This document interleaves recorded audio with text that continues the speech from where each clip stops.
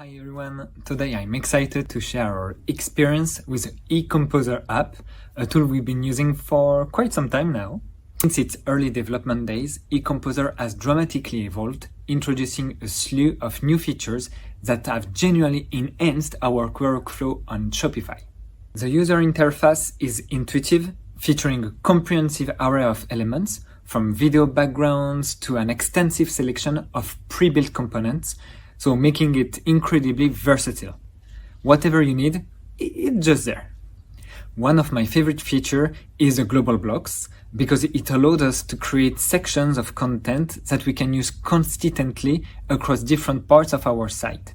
Any changes made to a block update everywhere it's used, which is a massive time saver. I'm thoroughly impressed with how well it integrates with Shopify, adhering to best practices that help maintain our site's performance without compromising on creativity.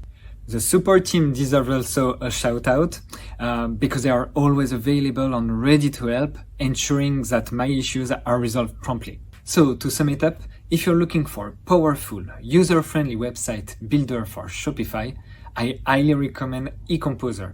It's been instrumental in our success, and I'm excited to see how it continues to improve. Thanks for watching, and check out EComposer for your store.